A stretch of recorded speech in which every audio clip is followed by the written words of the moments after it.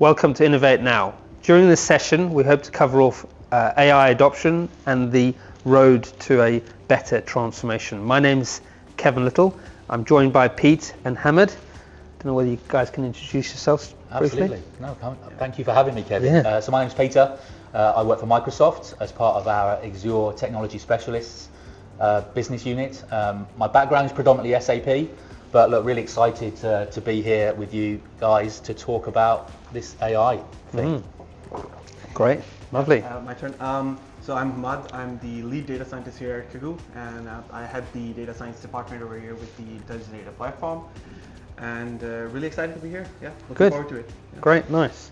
Perfect. So during this session, we hope to position AI as an ability to reshape industries, to unlock new efficiencies, and to enable smarter decisions, no matter what your industry. So in today's session, we're hoping to cover off four main themes, one being current trends, the other one being roadmaps, industry specifics, and then the future of AI, which is hopefully quite interesting to all the audience out there.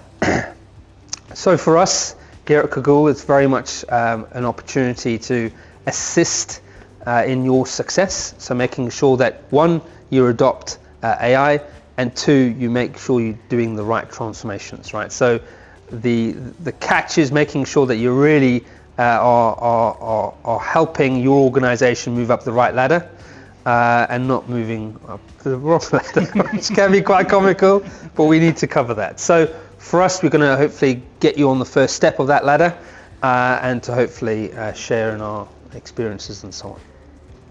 So for us, the first session around the current themes of adopting AI is very much focused essentially accelerating across industries and to leverage the transformations out there that could be possible, both from a market perspective and a company perspective. So let's discuss and dive into the growth angles around this and hopefully allow your organization, your business to respond better to these market trends. So the first question's for Pete. So from a key AI trend perspective, is there anything you'd like to share from a trend? Yeah, absolutely. Look, and I think that the important bit is why all of a sudden AI has become such a thing. Yeah. And I think that the two biggest effects of why AI is suddenly there is compute power. We've never had the same levels of compute power that we have now, and I think that's really driving that growth and transformation inside AI. And the other big contributor is data availability, because ultimately the data is needed in order to be able to train models, in order to get the value out of it. So I think those are the two big elements of that transformation. And although things have moved really, really quickly, I think there are lots of organizations are still trying to figure out, what does this mean to us? What does this mean to our industry? How can we get value out of these things? There's a lot of scenarios where we see technology looking for a problem as opposed to problems that are identifying themselves, where we feel like this change in technology can really drive the value out of it. So productivity is the obvious one, and that's probably the one where we see the most changes. I think everyone now is aware of a lot of those productivity changes. ChatGPT was the thing that kicked it all off from a generative AI perspective, but the tools now and the development in that space to help us in our day job, help us be more efficient, more effective, almost smarter, right, sometimes with the level of data we've got to. I think that for me is probably the biggest trend. But certain industries are moving way faster than that and really trying to understand how can we use this technology to transform our business. But for me, the big thing is it's not just about the technology, it's those business outcomes that we need to identify, but it's also those behavioural changes as well, because this is a different way of operating. It's a different way for us as individuals to work, and we can't forget about that aspect. So I think if we do, we'll miss opportunities. Yeah, correct. So back to Hammand. So from a current trends perspective with our clients at Kaggle, what would you say the customer's adoption has been to AI?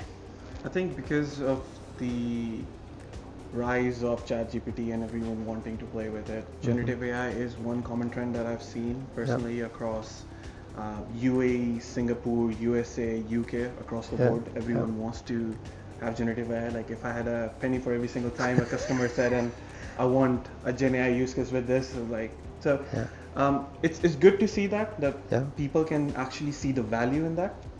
Now, furthermore, that splits into more of either a customer digital experience focused or an employee focused ones.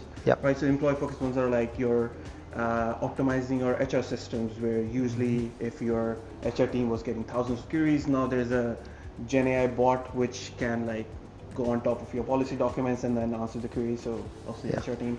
And then there's other side is more customer focused, things like where you've seen I don't know if you've seen, like Amazon has recently implemented chatbots, Gen AI chatbots. So whatever item you're looking at in there, you can ask questions about it. So like the other day I was looking into a new CPU, right? That I wanted to buy, and I just didn't know if that CPU could support the motherboard that I have. Right. That page just didn't have that information. I just simply asked that question and it just said, yeah, they support it, right? So it's a very powerful thing that companies are now starting to do this. So that's the other side, the customer one. Another trend that I've seen are domain focused ones. So these are more around, we build GPT bot, like the recent one that we did was like an audit team. For an audit team, we built a Gen AI bot where it's designed purely just to understand the needs of either auditors or managers or auditees, and they're asking questions to their data set, right? So these very much domain focused ones, specifically trained for that particular purpose. And then the other one is around the generation of synthetic data. Now, because of these large language models, we have the ability to basically tell them where, hey, my data looks like this, can you generate me a bunch of rows for this? And then you can, the applications for this are endless, obviously in banking or healthcare more specifically, where you cannot just freely take that data and train machine learning because of privacy concerns. So that's where the generation of synthetic data helps them, where they can build their machine learning models with much more higher accuracy with generating synthetic data, which is much more closer to the actual real life values that they're getting. And then that's more on the Gen AI side trends that we're seeing.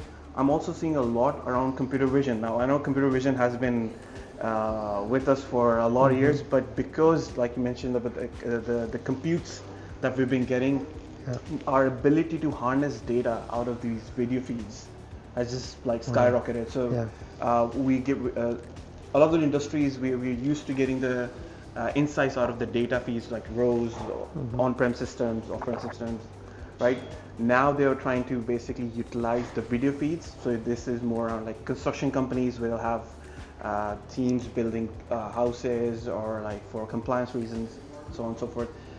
That's on the computer vision side. And then we are also seeing a lot around low code, no code. So with the every organization wants to basically democratize AI, right? They want businesses to be self-sufficient. So we get a lot of requests around building, say, a sales forecasting model where it's just, you just put an easy to use UI tool on top of it. There's a model running in behind, and the business analyst just puts in some values, put the button and forecast. Okay, I can see this is the prediction of how many sales I'm going to be able to do with this product, right? So low code, no code is the next thing. And every cloud provider is providing you those kind of tools. And then in the end, we're also seeing a lot on the sustainable technology with ESG. Again, obviously with the rise of the increased cost of computes, there are discussions around how does it look for the environment, and also so these are the 4 common trends that I've seen across the board, across different regions. Okay, and the ESG is really important because of the investments and stuff. There's obviously a lot of alignment around that, right? I think there's a clear thread between what is a trend and how businesses can leverage this opportunity, right? And it goes right back to the core, leading to the next question. It's really around sort of the ethics of the whole thing, right? Where we've gone through the excitement, the excitement of AI, as it were. Now we're needing to be responsible, right? So from an AI practices perspective even, what do you think are the correct levels of ethics and responsibilities within AI? Look, it's a key question, and one that Microsoft, take really, really seriously. In fact, we have our own organisation within Microsoft that are there to make sure that anything we do with AI the things that we're developing into our solutions are based on being ethical and responsible. And we've also written some white papers that are accessible, to understand how we do that, to understand what that means to be ethical and responsible. And ultimately it's about trust, right? It's trusting the data, it's understanding where the data is coming from, it's being transparent, it's being open, it's really understanding how that data is being used. And Microsoft talk a lot about your data is your data, right? We don't use any customer data to train our models, anything like that. It's your information. So I think there are lots of elements to the ethical piece, but my perspective is you always need to start with that grounding, right? We need to make sure, especially in certain use cases where maybe data is being used externally to an organization, right? You need to make sure that I heard the term the other day, explainability, right? You need to be able to explain the answer that the AI model has come to, and you need to make sure that you trust where it's come from, and it's not doing anything that's involving any bias or whatever it might be. So it's critical, and you're right. I think the hype is still there to a certain degree, but I do think there is an element now which is okay, but let's take a step back and make sure that we're using it responsibly and it's being used for good. Yeah, you mean used for good, and obviously we'll share the white papers that you referenced as well as part of the session. So, from an AI practices perspective, where do you see the development and the deployment of AI as a next step, where it is right now? Yeah, look, another great question, and I think we kind of touched on it earlier on with the personal productivity piece being the key element, because for me that's important because it's getting us used to what these tools can do and how to use them. And that's going to help us as we start to see things move forward, right? Yeah. For us to be comfortable with using these tools, we need to have practice, right? We need to have experience. And almost training, right? And I think sometimes with these things, we forget about the training element. You see lots of things now about how to write prompts, right? Prompt engineering's become this thing, right? Yeah. Because if you ask the wrong question, you're going to get the wrong answer. So I think there's a lot of development needs to happen in how we're going to use these tools. But I think the key for me really is really trying to identify those use cases. What's the value that those use cases are going to drive? How do I accelerate that with proof of concepts? How do I then think about taking that into production? What does production mean for these tools?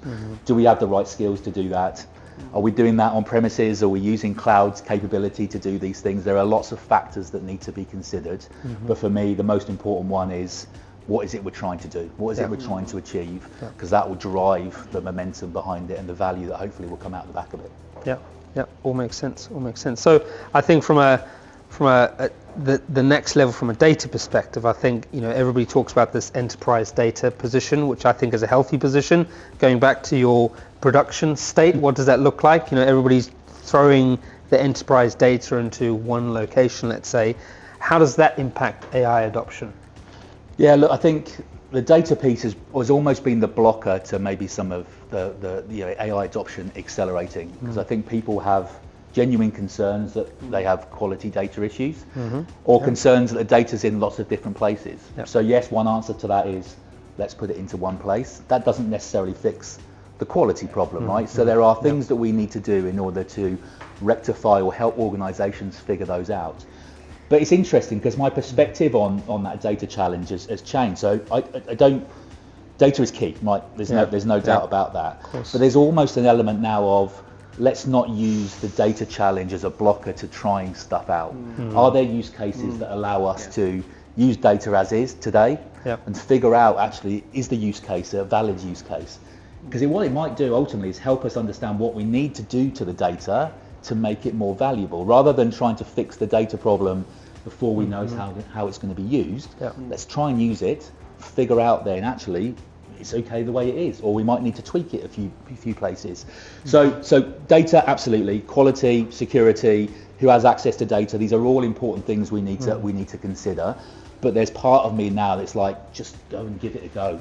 Try and figure some of this stuff out rather than waiting for magic to happen. And don't also wait for the enterprise level grade data position. Sometimes you've got to deal with them in isolation, as you said, to prove it, right? To create a minimal viable product to move on, right? No, there's a reason why business intelligence and data remains at the top of CIOs' issues, because it's not an easy problem to solve, right? All that's happening is data is growing exponentially than it has done. So that problem is not going to get any easier. So we need to figure those things out. But if we wait for that problem to be fixed, we're always going to be waiting. That's Correct. kind of my perspective on it. Absolutely, I would agree. So from the next sort of challenges around enabling ethics, which you sort of touched on, this whole synthetic thing, synthetic data. What do you see as the AI adoption challenges to those sort of almost embedded ethical problems? Yeah. And then have we helped clients overcome those? Yeah, so I think it's important to also see AI, everything that we do with AI right now, there's no clear blueprint or solution out there. Everyone has to try and play with a solution, put it out in the public, and then it can either be successful or fail. And we've seen some recent examples with, say, Clearview AI, where they used billions of images to train their machine learning models without getting any consent, right? And that's where the privacy and data security comes in. Again, emphasizing the importance of responsible AI. We've also seen some issues around the IBM Watson models, for where it was recommending, the doctors were using the AI recommendations in oncology, and they weren't able to explain how the model reached the decisions, right? So all of this emphasizes the importance on the responsible AI and the ethics part of it. So it's very important for organizations to, yes, go and start implementing these use cases, but also keep this in the back of the mind that you have to follow these certain principles, which Microsoft has set out within the white papers, and they've set out with frameworks, with explainable AI. So if you're using those frameworks to build your machine learning models, it gives you a very nice view of how that model is reaching decisions. So either you can, obviously you do need ethics team involved in it, a leadership team, a data scientist team with it. But at the same time, you need to build these frameworks as well. And a lot of these organizations don't have the capacity or the skills to be built as. So that's where cloud providers like Microsoft with the responsible AI frameworks help you with that. So I think it's important to keep both of them side by side. Even if you are POCing a use case, try to see if there are elements in this which you may want to focus on, right?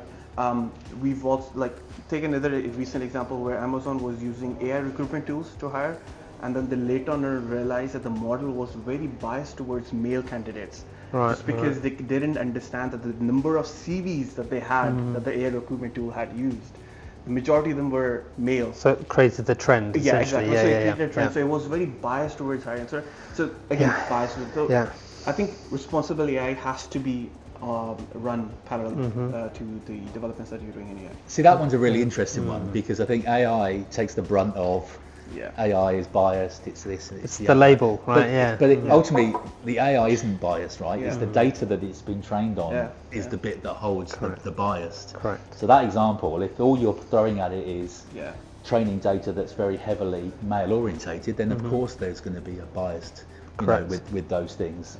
So I think that one's a really important one, that actually understanding the data to make sure that what's being used to train the models, that's what brings, ultimately brings the bias in. So that's a really good example.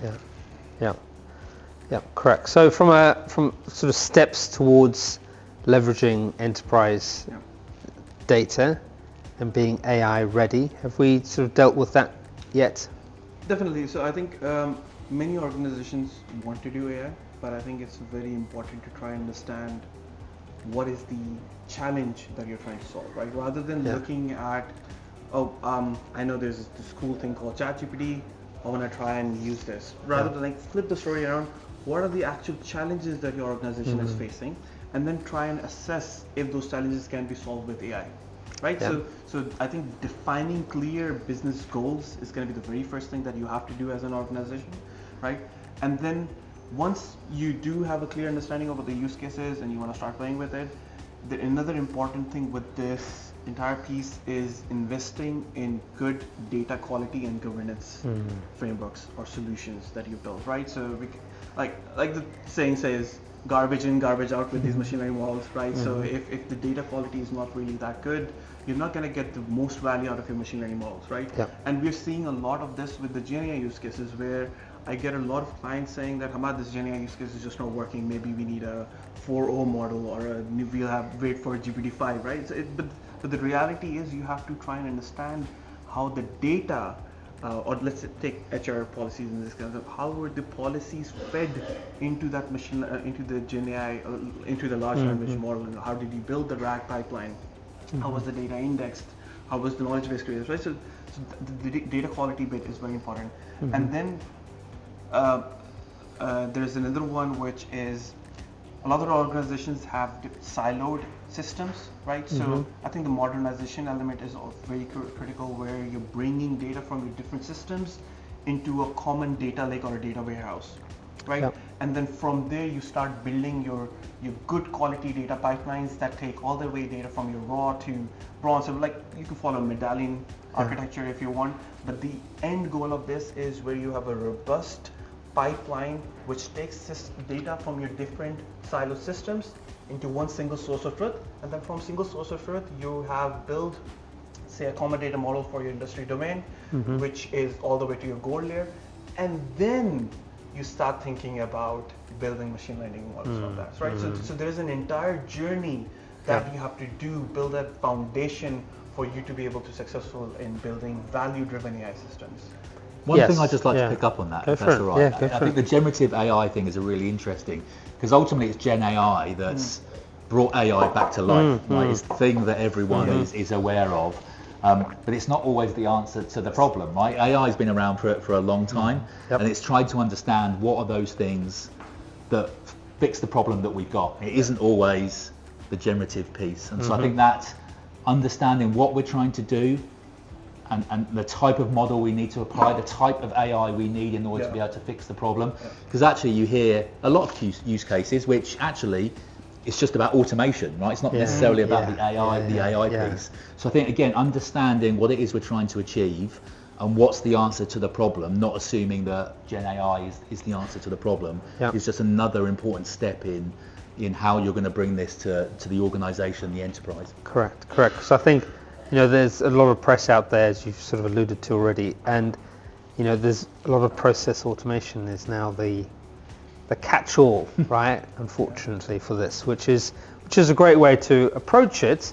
However, from an enterprise data perspective, it's a good opportunity to get your data in order first, and then start building off a strong foundation, right? Yeah, but I think I've also seen some cases where we know how important it is to build those foundations and everything, but with the Gen AI and this like a RAG use case, right, retrieval augmented generation use cases, there have been cases where you could argue that you can skip all of that stuff, put the data into your RAG pipeline, see how you can get the responses, see if it can give you the value, right, and then you can decide if it's worth spending all that time building the foundations for it. So I think that generative AI has, for me personally, I've changed my opinion where I was like, no, you have to build this entire thing first and then do generative AI, right? To take an example. But with the RAG pipeline approach and everything, I think businesses are much more comfortable trying to at least see how this is going to give me output, right? And then they can see if the investment. It's almost seeing whether they're AI ready first before just jumping all the way into it. Yeah. Cool. Okay. So from a roadmap towards adopting AI, clearly we've already outlined this as a journey, right? This isn't a big bang thing. So clearly there needs to be critical milestones, and organizations need to start this whole planning phase, and don't necessarily just start with execution. Plan to execute rather than the other way around. So we'll start with you, Pete. So from a first step in an AI adoption journey, it's an honest question. Where would you say it all begins? I think for me, and there could be a million answers to that question, right, depending on type of organization, industry, all these use cases. I think there always has to be an element of business sponsorship, maybe is the right way to describe it. There needs to be someone supporting this activity, this journey within the organization, because without it, you know, if it comes to we need to make investment, you know, whether that's in people or training or whatever it might be, you know, that's going to be a harder conversation to have unless someone within the business has already bought into this is something we need to explore, right? I see something here that needs that level of exploration. So I think having that sponsorship is always almost number one.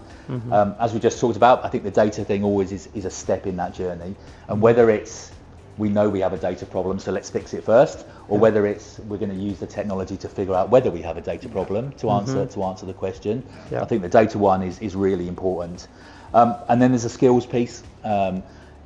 There is no magic bullet to this, right? It's not like all of a sudden, you know, we don't need people in order to be able to build the stuff in the first place, but also how to, you know, use it, how to understand that, you know, the role that it plays.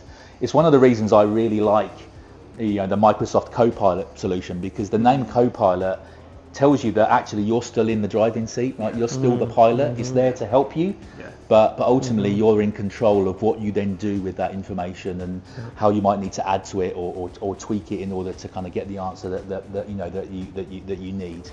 So yes, so sponsorship, data, I guess training, and then lastly, it's just understanding how it's going to be used, right? And ethics fit into all of those things, but where is it going? What's the value we're getting out of it?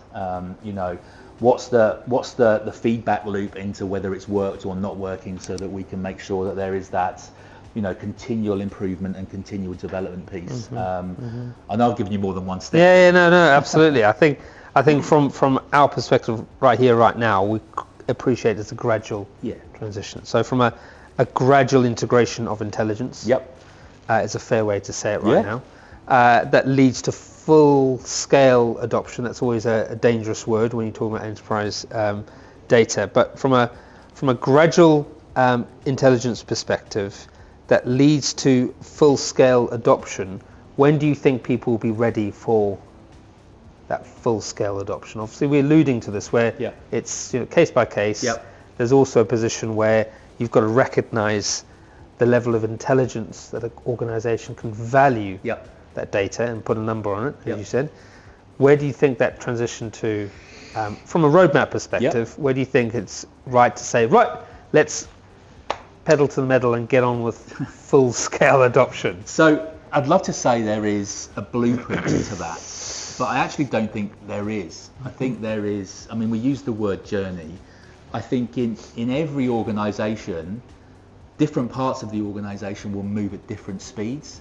Because if I've spotted a use case that is a service management one, as an example, and actually we use a particular solution to feed the data, then I might be able to accelerate that a lot quicker, because the data's there, the use case is there, the sponsorship is there, let's go. Where other examples may not be so fast to move. So I actually don't think this is it's not a linear thing. It's not like I can say this is where you start and this is where you stop.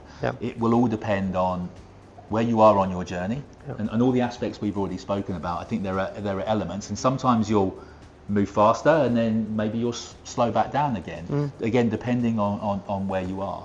I think ultimately the when is it going to become adopted will be, when am I confident that what I've done is giving me business value? Once I'm confident that there is an outcome, then that's something we can put into, what would the term use, full-scale production or full-scale adoption. But again, that might just be for one use case. That never means the organization is done with AI, right? It's okay, I'm done with that use case. Where's the next part of my journey? Do I need to accelerate that one now, or do I need to take a step back because of what I've learned on the first one? The learnings as well, right? Absolutely. Which is great. So from a Microsoft's perspective on data and turning that actionable into actionable intelligence, shall I say, what do you think that position is from a roadmap perspective? And I think it comes down to, what does actionable insight actually mean? I mean, I've been around the business intelligence space for kind of most of my career, and we've always had that same question, right? How do we turn data into insights? What does that mean? And I kind of mentioned earlier on that, you know, business intelligence has always been at the top or near the top of kind of CIO's main requirements, and it's because it's not easy.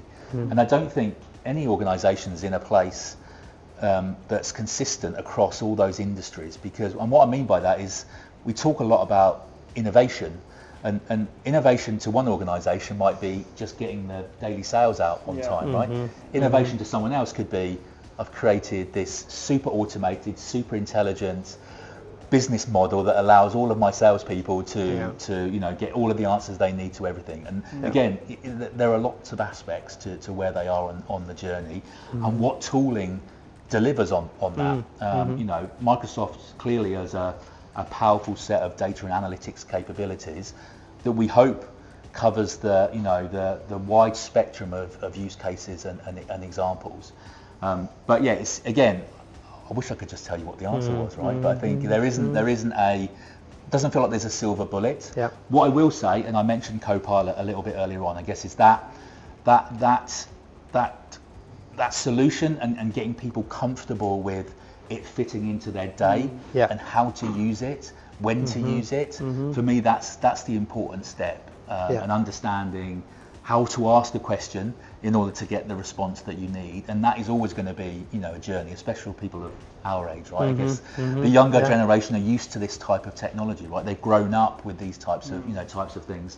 For some of us, it's going to change. It requires a change in approach and mentality. Yeah. But I think the key thing for me, it's super exciting. Yeah. And I guess I was a bit of a skeptic when some of these tools first came out, but as you start to use them, you really start to understand the value that they can bring into your day, the time they can save you not having to do those routine, mundane tasks. Super exciting. Yeah, and I think we're probably going to go into it in a bit, but I think, from an actionable perspective, clearly depending on where you are in your experience level will depend on how valuable you think that action needs to be. Yep. Sometimes the younger generations seem to think it's instant, whilst older generations realize the patience you need. And then there's also the other side of intelligence. What does it actually mean? Yep. Intelligence for one person is completely different to another. Yeah, no, absolutely. And I think that framing is really important, I think. I think one thing just on that, and sorry to interrupt, because there's a really interesting point there about how we've all become, we've got this immediacy within everything that we do now, right? There is this, we need the answer to the question now, right? It's not I want to wait for it. If I go to, a search engine, I want the answer now to my question. I think we all feel that. And I think sometimes technology takes a bit of time just to kind of keep up a little bit with that, but make sure that insight that it's giving you is absolutely actionable.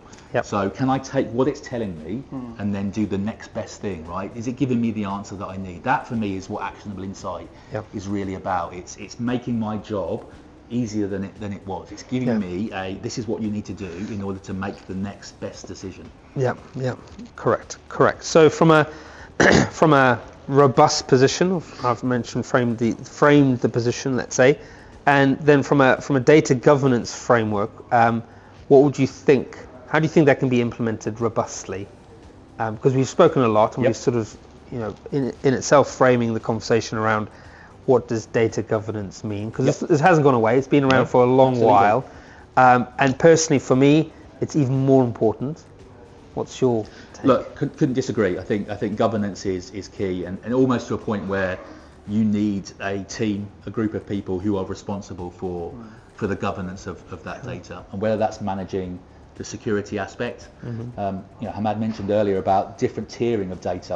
I love that approach, right, where you can say, this is our gold standard data that can't be touched, but it is the source of truth.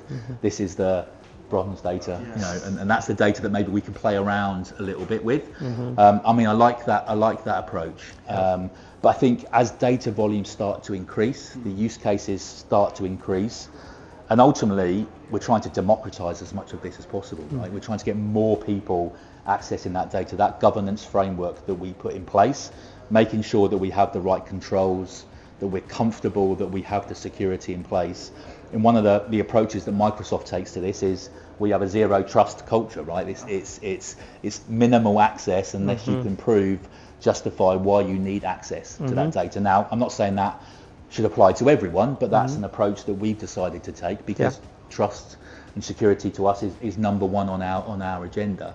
But look, super critical. It is almost have that team who are ultimately responsible, even maybe KPI'd on making sure that data is secure, trusted, up to date. It's another one. But again, still a journey, right? Because as volumes of data change, again, we talked about different types of data, and we Yeah. talked about video earlier on, right? These things again change the approach to how we Yeah. have that governance model in place. Yeah, and I think we can certainly go on to the future, but I do think, like you said, security is a paramount pillar of this whole thing. Right, Yep. data governance is now becoming increasingly reliant on security Yep. and everything that comes around that Absolutely. topic. And So I think we just want to add a bit more to that. So when we were talking about having even up till gold layer, and then there's going to be majority volumes in that. Yeah. Majority organizations that we work with are not just working with one vendor; they're working with multiple vendors, right? And then at that point, they're like, okay, this is our data. Go do whatever you want, right? And so there's no proper governance, and then you're like trying to have stakeholder meetings and then trying to understand who owns this data, what can we do, speak with the SMEs from the different business units, right? So I think it just enforces how important data governance is before you start bringing all these vendors, because different companies want to use different data for their different use cases. How are you controlling that? Who has access to what? Right? So it just makes it much more important to have that. And as the volume grows, it's going to go into a bigger and bigger problem. So if you don't have the framework there, and you don't have a framework that scales with the volume of the data, then it's going to be a challenge. Yeah, absolutely. And I think it aligns to the question that I was going to ask about the data infrastructure. That is This is really key. And I think from a data goals perspective, you can have one partner that is, let's say, AI aligned, and you have one that isn't, and it creates that imbalance, which is also, from a data infrastructure perspective, do you think that's important? And I think you've already answered it. Kind of, but see, we've actually experienced these examples where, let's say I'm going to be doing a project with a particular company, and I'm more focused towards building a value-driven AI system for them, right? There are going to be other organizations that, let's say, doing data quality, right? So for me, it's important that does that organization have the right data for it, the first thing, and then the system that I'm trying to build for them, do they have the right infrastructure for it or not, right? Because your AI systems are going to need a different set of computes, a different set of data requirements than a traditional, let's say, a retail report that you're trying to build, right? So there's differences to what different teams need, and you need to sort of have a framework that kind of caters to all of the different requirements, if not a scalable one that can scale. So like that's where these cloud like Microsoft Azure comes into play, where you have started with a basic tier, for example, of data service solution, and then later on you realize your data is going to go into billions, and then you can easily scale up your data warehouse to accommodate those volumes. So the scalable bit is a very important one, I think. Yeah, scalability, correct. So from our role perspective, maximizing value with client data, or the client's data, what do you think what has our role been with that in relation to maximizing the value? Well, see, with the maximizing, it's the way we, rather than, so there's multiple approaches, right? Every organization is different, and what I found to be the most successful, which happens to be, which I actually joined one of the Microsoft sessions, and the guy was like explaining about rapid ideation process. So that's where we took inspiration from that. I want to say inspiration. We took inspiration from that, and we built sort of like an ideation workshop, a rapid ideation workshop kind of process, where we try and do discovery workshops. We try and understand, like, talk to the different businesses. We try and we do want to keep technical themes in there as well, but at the same time, sometimes the problem gets lost in translation. Businesses are talking to the technical team, and then we talk to the technical team, and the technical team is just it's just not giving us the actual problem. They're more of giving us the actual solution they want us to implement. So it's sometimes helpful to talk directly to the business on exactly what their challenge is, and then we can be in the best position to help them guide, like whether or not you need AI or not. Everything can be fixed with ChatGPT. So that's the first one, and then understanding the objectives, and then the AI readiness obviously is another key one. So when we're doing the business workshops with the client, we try also understand how ready these organizations are with AI. Do they have the right data? Do they have the right infrastructure? Do they have the right teams in place? Have they identified all the right people that are going to be helping us identify those key problems, right? So that's the first one around the ideation bit.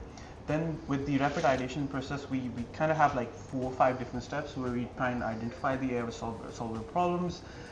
We also have something called an AI canvas, another thing that we kind of took inspiration from Microsoft, where we try and understand the goal for that solution that we're trying to build, like who, what, why. Then there's the data side of things, like what data currently that organization has, what data will we need for that use case in the future, right? And then what predictions do we have to make, what features, so all those different things we try and fill the canvas up with that information. And then we are also doing, we also have to prioritize these use cases, right? So as an organization, you might have 30, 40, 50 use cases, and you cannot execute all these 50, 40 use cases, right? So how do we identify which use cases to execute first, right? So we try and understand the current as is, right? The what they want to be in the future, the value, what those use cases might bring, the ease of implementation, right? And we try and score all of this, and then in the end we have like kind of like a quadrant where we have the highest of values, right? And then with the ease of implementation, we plot all those use cases on top of it, and we try and focus only on the ones which are of highest of value and easiest to implement, and those are the very first ones that we try and implement. And then we segregate that by different business areas, because obviously you're going to be working with an organization. There's be different businesses are going to ask for different things, so you want to prioritize that, and then use that to sort of like build a roadmap or a journey for them to show that these are the highest of values. Because when you're tackling the use cases which are of highest of values and easiest of implement, they're the ones that you can implement quickly, and the business can see that as quick wins, right? And then that gives them confidence. Okay, we can actually see this working, and we're really excited about it. And it's very important for business, like very important for us to excite the businesses with this, with these use cases, and because when they see the value in this, it just makes the journey much more easier and smoother, because there are going to be use cases which are much harder to implement. Some of these use cases take 6 to 9 months to implement, and it takes a lot of time and effort into it. So the quick ones but is going to be an important one. And then once you've identified those use cases, we then try and do a POC with those use cases. We want to quickly try and show the value of these use cases to the businesses before we try and commit to a full-fledged or full-scale enterprise one that we mentioned about implementation. So whether or not it's worth doing the investment in these use cases. So I think that's how we are helping organizations maximize the value out of their data. Can I just add a couple of things? I love that approach. I mean, the whole, I mean, some people might badge that as design thinking, right? As the approach, and I'm a big fan of that. I think for me there are a couple of things. It's always making sure that you actually show something, right? That rapid ideation, I think, is super important, because I think you can spend so long thinking about what it is without actually showing what it is, and it doesn't need to be a fully production ready MVP, right? But I think that's really important. I think for me the other key things is to make sure you've got a good mix of business and IT, because if you just focus on one, you're not going to necessarily maybe figure out what some of the challenges might be, and priorities are always different. And then the last one, and I love the high priority stuff, right? I think that gives you these are the ones that are really going to have value. I think the thing that needs to be thought about is what impact does doing one of those have on some of those other things, right? Because what you don't want to do is build a silo. You don't want to build something in isolation. You want to think about, actually, that one connects to this other one, and so we need to make sure that maybe we think about it slightly differently, just to make sure we're setting ourselves up for success, but setting us up for kind of what the future then looks like. But look, I think that approach really works, especially with this AI thing, right? Because it's so easy to do those POCs and create that value really quickly. Yeah, and I think that the value creation is really key to this whole thing from an adoption perspective. But I've almost seen it from another side, where they create silos because of data governance, and we can silo this concept and idea so long as it's in a silo. What's your thoughts on how we can help address that piece? Because that can be just as complex and just as intensive. Why? Because you can budget that. You can't budget the whole thing. As far as the governance perspective, getting out of control, right? So how do we, from a data governance perspective, address that?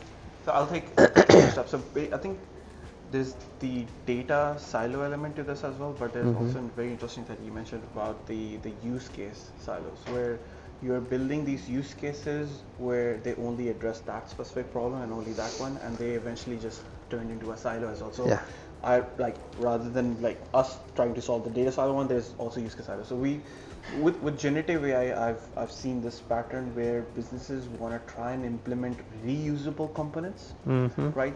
So I'll give you a recent example. Reusable competence. That's good. With the recent banking use case that we're doing within USA, where we have built, I think, 4 or 5 use cases in production now. But the core elements of that, let's say the completion, the OpenAI, the magic box element of this has been the same across all use cases, right? So we haven't done any tweaking. So it sort of also accelerates the delivery of these use cases as well if you have the core component. Another core component that we used with this one was all of these use cases were Microsoft Teams bots, right? So the employees within the organizations were using Microsoft Teams to talk to that generative AI model to get answers from their data, right? Even the Teams element was a reused one. So we literally reuse whatever we use for the audit one, we use the same one for the HR one, we use the same one for the compliance team, we use the same one for the product team. So across the board, the Teams core part of it or the completion OpenAI part of it is the same. The only difference across all the use cases were we only just changed how we build the data pipeline, right? Or how the data was supposed to be structured for this. So HR is going to have their own way how the data is supposed to be fed into the Gen AI model, let's say what if you're talking about, right? Compliance is going to have their own. Like example, we had a requirement with compliance where we weren't supposed to use any PII data, right? So we had to extract all that out before you fed into the knowledge base, right? So only the data pipeline bit was different, rest of them. So I think reusable element of this is very important, where even if you do these use cases, you can reuse them for other use cases. Now, in the example that I talked about, when we are building that ease of implementation of high value use cases, because as a business you've identified all the use cases across business units, you now have a view of what use cases would be kind of similar, so you can start reusing some of the components. So then you kind of move away from, this is just a compliance chatbot that's only used by the audit team and cannot be used by the other business unit, right? So you kind of can mark, these are use cases similar, so you can try and reuse them. And then And ultimately that accelerates stuff as well, right? The more reusable content you have, the faster you can take things to market. But also I mean, you talked a lot about Microsoft Teams. Clearly we see a lot of Teams usage, but that is key to the adoption piece, right? How do I need to make people feel comfortable, but I also need to put this in the framework of how are they going to use it. And Teams is such a powerful collaboration engine that everyone uses almost every day, then having that as the tool where we're delivering stuff, it just eases it into, it's just a natural part of the way that I interact. I think that's key to adoption, right? Is that you're not having to force someone to learn something new or go somewhere different in order to be able to take advantage of what's being done for them. And it's almost going into the next sort of point and theme, which is around, for those industries that prioritize communication across the organization as a team. So from an AI supporting the customer perspective, in these sectors, I personally think these sectors are key. From an AI adoption perspective, going back to this whole, they communicate openly, and not honestly, but openly across their entire organization, across their teams, because they have specific goals, whether that's compliance, whether that's revenue, or whether that's service to an end customer. I think that's paramount. So from a retail perspective, Pete, Microsoft clearly have a lot of tools out there from an improving the customer perspective and experience. From an operational efficiency in retail, what does that bring? I mean, we've seen lots of use cases come out of retail. And I think there's a couple of reasons for that. One, because they're a data heavy industry, right? There's lots of data that can be used to improve efficiencies internally, but also change that customer experience. I think that's why we see retailers who ultimately want to differentiate themselves, right? Really jumping onto how can technology kind of help me? And I think from a tooling perspective, there is the obvious, how do we use core Microsoft tools internally to make things, to make things faster and smarter, where that's things, with Copilot as an example. I think the Gen AI one is a great example in retail as well. How can I speed up the creation of images or ideas about how we want to do stuff? But I think the operational efficiency one, we've only really just scratched the surface on it. Point number one is, how do I become more efficient in what I'm trying to achieve? But how do I make our store assistants more efficient, as an example, right? How do I give them the data they need in order to be able to, understand the consumer that's just walked in, or be given information in order about that consumer that allows me to change the whole customer experience. I think there are so many use cases within retail. Chatbots have become a massive thing, right? I don't think there's one website you can go to now where your first experience isn't a chatbot. I don't know what you feel about chatbots, but I think there is room for improvement in what they can do.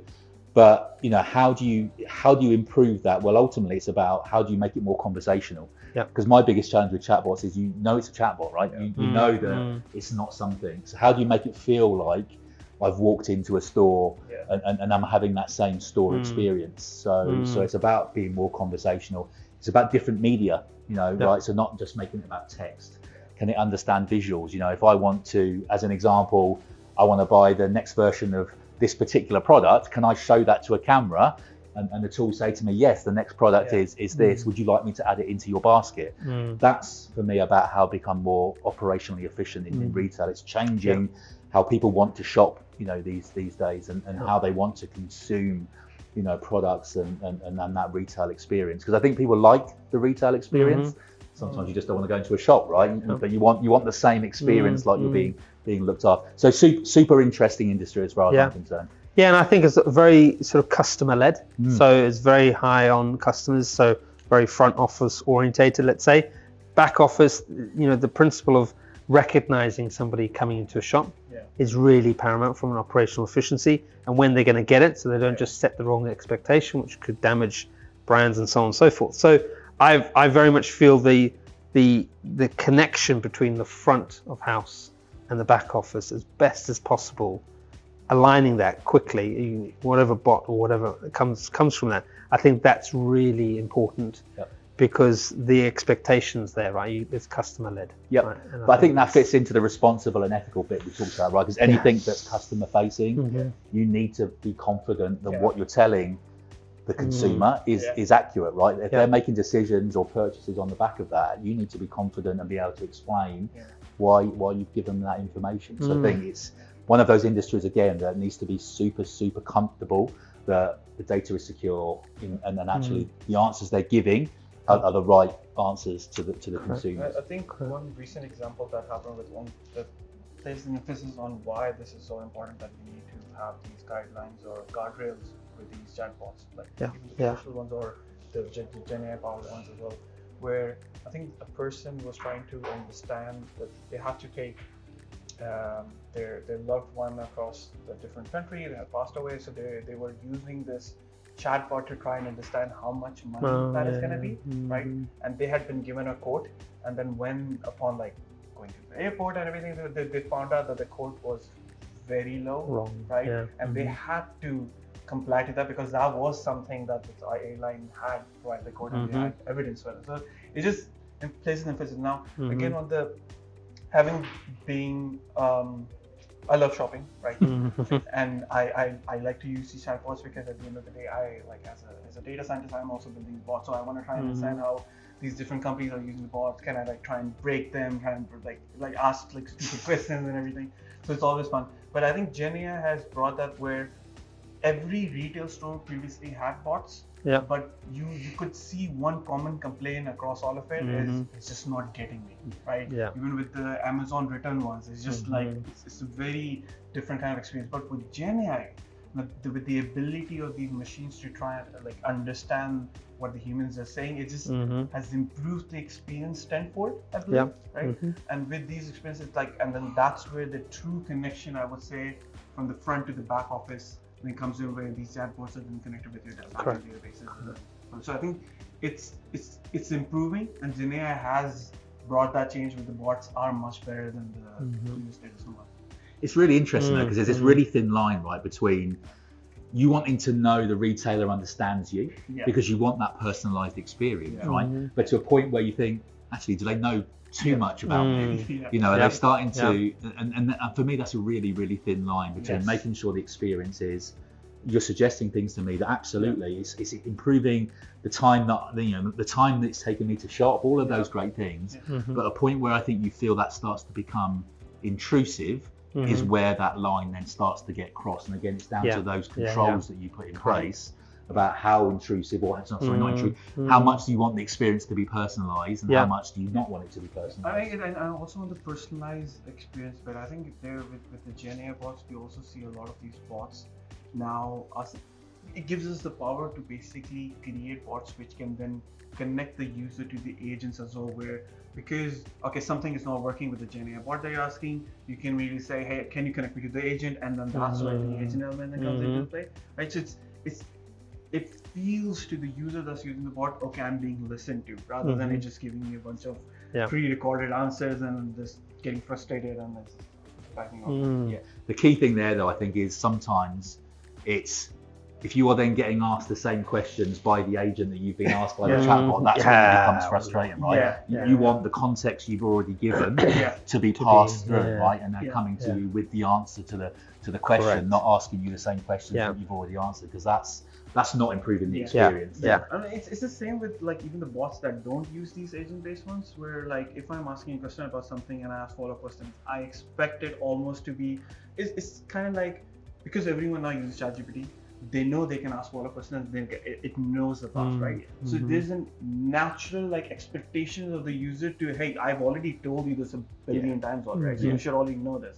So the memory bit, or the ability for these bots to already have the background context, and then even if you switch it to an action person, they know what this person wants. I think it's a powerful thing.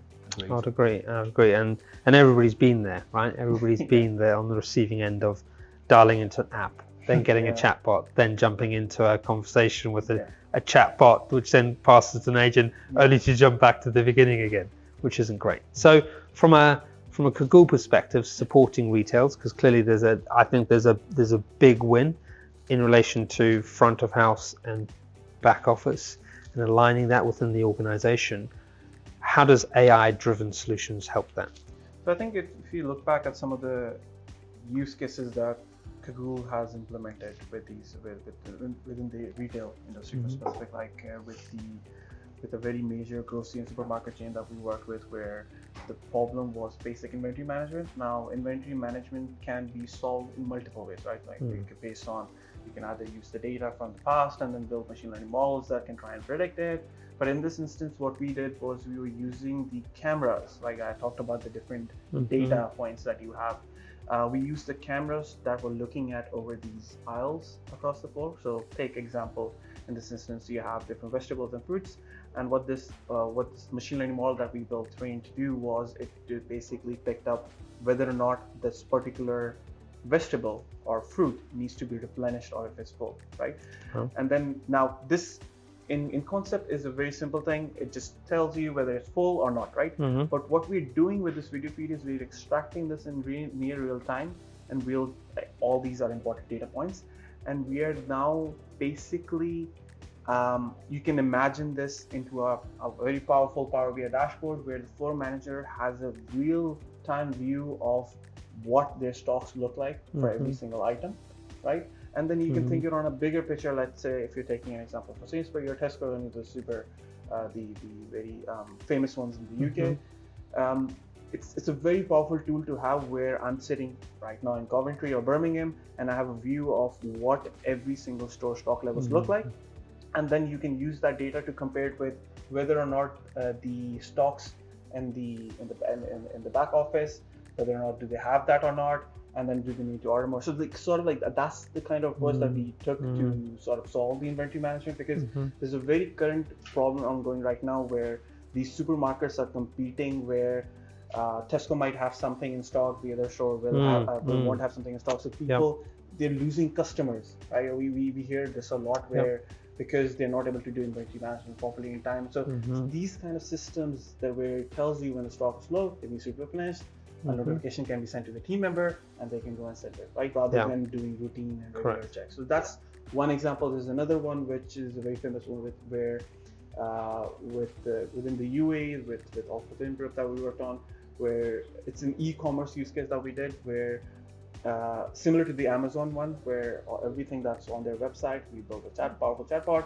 and they can say, hey, I want a blue jumper, and then gives you a list of all the blue jumpers, right? Rather than clicking through multiple things and scrolling. So kind of all about improving the user experience. It feels like, okay, yeah, this thing really understands it. So whatever amazement you used to get like from getting the answers from ChatGPT, I'm like, oh my God, this is just magic, right? So it's the same experience for like e-commerce stores like Marks & Spencer or H&M or those. And then there's more around also consumer goods as well. So where we build, as a brand, it's very important for you to know how people feel about your brand, right? And how are people saying things keeps about the loyalty and stuff. Your competition brand, right? So we built like things like sentiment analysis, where we take in real-time feeds or information from let's say Twitter, someone talks about your brand, you get a notification, you pull the data, and you build sentiment analysis dashboards. They can see what general sentiment is about that. And what that allows you to do is not just try and understand what people are saying about the brand, but you can also trigger certain insight or certain actions based on that. So take Ryanair as an example. Ryanair is very famous for doing very interesting replies or memes to TikTok videos, reels, right? Where's all of that being powered from? Because they have really good notification systems where they know there's some trending thing that's happening and it's like getting loads of views. They just get a notification and they do a comment, and then it just like runs all over. So it's all about like getting the data out with these things and then building it. So it's leveraging the power of the back office to then influence the front office, right? Like you've just alluded to a few of those. So I think there's loads of use cases that we've done in retail, but the important thing is, again, I'm going to sound like a broken record here, but are you getting the value out of this? And then how do you measure whether or not? So like even with the sentiment analysis one, take an example. Like you can get the sentiment score, but then what? What are you doing with that? Right? Every organization can do that, but like what do you choose to do with that? And then there's the personal experience one. Like how do you measure if every single person that's coming on your website, what certain KPIs are there that it's recording that tells you whether or not the bot is working fine? Are the customers happy? Are you using like customer satisfaction, like the icon? So there's multiple ways to do this. Part of the reason why I find retail fascinating is that we are all consumers as well, right? That's what we do. So I think we can all think of different ways that experience can be changed. I remember once, and I can't remember, I think it might have been just one of those conversations I was having, but there's this idea. I mean, I'd love to cook, and I'd love to be able to help me cook, and that kind of going into a store and having a camera recognize that maybe I've picked a product up, and it then telling me, here's some menu suggestions, and here's where you can buy those other products around the store.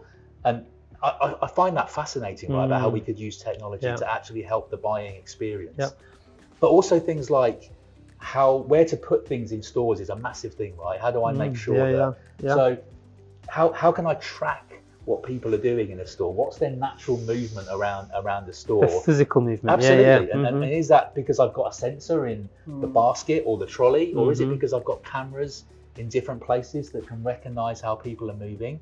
And can I dynamically change the layout of my store in order to be able to make it a different experience? And I don't mean physically, I can move a shelf over here, right? But are there different ways that I can, change maybe digital branding in the store to change the experience? I think retail is fascinating when it comes to how to change the consumer experience, but the vast amounts of data they have access to, it gives them the ability to do that almost in real time. Yeah, and I agree. And it's taking that e-commerce website to essentially what is a warehouse, however you want to frame it, where they've got to align and find things. And I remember Walmart did this a while back, where they made, especially from a coloring and a logo perspective, in the shop looked identical to the website, which is, I guess, the first step to that whole thing, right? Which is recognizing, giving the customer almost zero excuse to get lost. But unfortunately they do, right? So I guess from a consumer perspective, it's really important. From a customer's perspective, it's almost the same thing, and it's got to be led. So I think from a data perspective, we're almost framing that to say that's front of house, and being able to capture as much as possible into from back office to front of house, which will be, I think, the next play. And whoever does that first wins the marketplace, right? Great. So I think we've covered off enough from an industry specific perspective. Let's jump a bit. So let's jump in to the future of AI. So I know we can't really predict the future, but the whole marketplace is evolving rapidly. We're transforming industries, and society is changing as you mentioned at the beginning. So let's take a look forward and see what the future holds for AI, and show how organizations might want to consider preparing for what's next. So I guess it's a big question, exactly. Right? It's an open session. Let's so ask AI. Yeah. Let's ask ChatGPT in the future. What does AI look like? Yeah. I mean, let me kick off then. Go right? for I think it, we know it's going to have an impact. We're already seeing it, and I think we know it's only going to accelerate as the technology catches up. I still think we need to be super mindful of not just the technology, but the business outcomes and the behavioural changes that need to come along with it.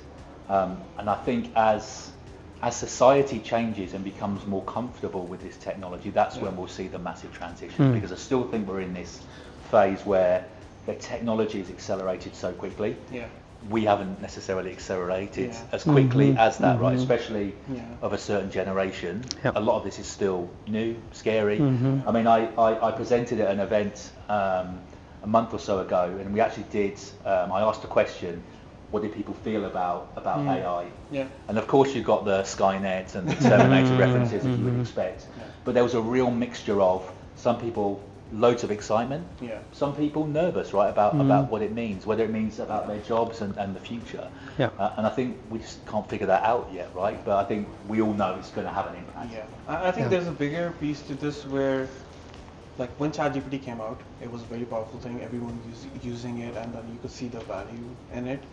But there was also a sense of fear of the unknown, right? Because you don't know the impact that it's going to bring. Because we are in the industry, we can see where it's going to bring the value. It's not going to replace the jobs. It's about making your things do faster, more efficient. Like if I'm a coder, I'm writing code that used to previously skim through loads of Stack Overflow codes just to try and figure out something, and now all I have to do is single prompt and then I get the answer. It's made my job faster, right? So it's the awareness piece as well that's important, and the scary element is obviously always going to be there. Now, in terms of the future of AI, there's probably going to be another ChatGPT kind of big thing that's going to come. Again, we're going to go through the same cycle of I don't know what to do with this, what impact it's going to bring. So I think the best preparation that you can do is use this Gen AI hype that we've had to train up your employees, that awareness element.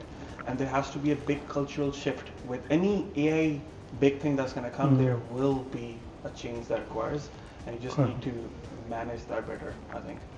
But there's no true way of knowing what the next big thing is going to be, because we can't do that. So. And I think from a human level, this is very much we've been talking about AI adoption, but there's almost a human adoption.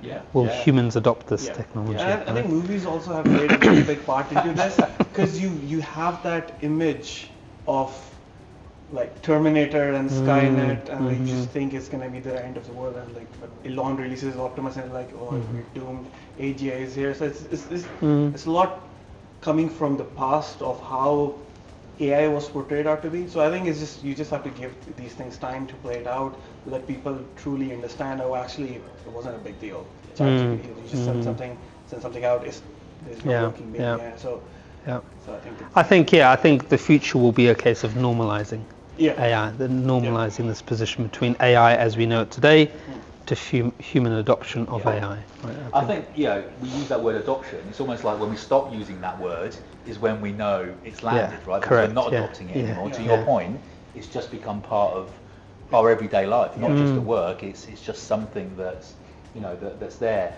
And again, if we go back to what does it mean? I mean, I look at my kids and I look how they interact with technology. The phone is the first thing they go to, and they're asking it, what does this mean? How much does this cost?